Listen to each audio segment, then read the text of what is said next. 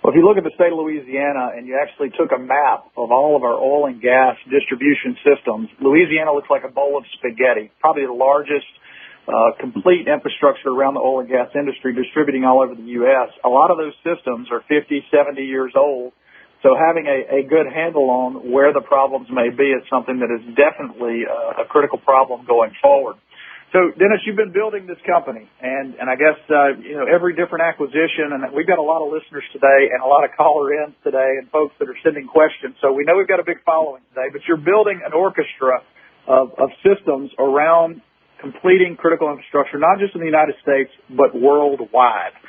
As you accumulate this company and make it grow, what's the next step? You're currently listed on an exchange, but looking to move up to another exchange. Kind of give us the five and out on where your corporate strategy goes over the next 3 to 5 years. Yeah, sure. So, I say unfortunately, I made a couple of mistakes, entrepreneurial mistakes in terms of listing us on over the counter. And I like to call it a restart. And that occurred around January of this year when I issued a shareholders letter. But again, interestingly enough, every point in that shareholders letter, we've actually ticked those boxes off.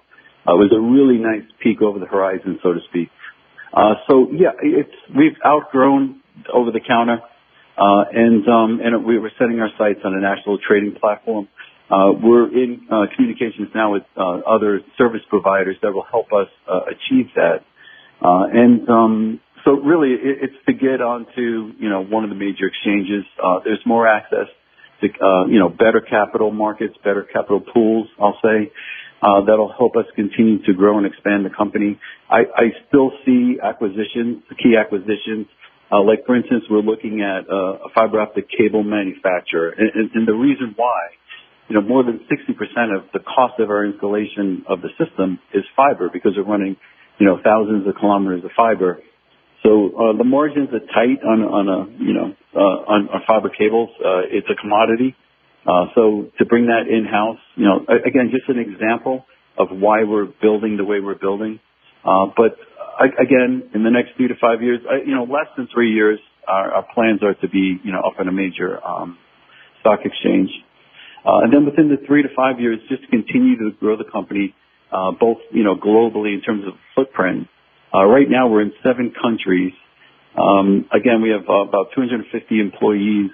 We see expanding our drone capabilities. We can manufacture our own drones now. We have the record in terms of flight time, 63 minutes. There's going to be more expansion there. And everything is kind of interlaced with the other. I mean, our manufacturing subsidiary manufactures for some these kinetic mesh nodes. So it's sort of, we're installing for another company, but we're actually building their systems. So again, we look for those relationships. If I were to look further out over the horizon, I would say, Global System Dynamics is sort of the lead. I'm trying to say without saying, but Global System is kind of like the lead project, I'll call it. And then all the other sort of components, including Darkpulse, is sort of a piece of the greater Global System Dynamics sort of landscape. A bigger vision. But you'll be able to you'll see continued growth and continued acquisition. And then I think that'll be accelerated once we, again, leave, the smaller market over the counter. Folks, we're talking with Dennis O'Leary today, the CEO of Darkpulse, as we discuss critical infrastructure, not only in the United States, but around the world, and how their company is working to capture a piece of that market. Stay tuned. You're listening to Echoes at 8. We'll be right back.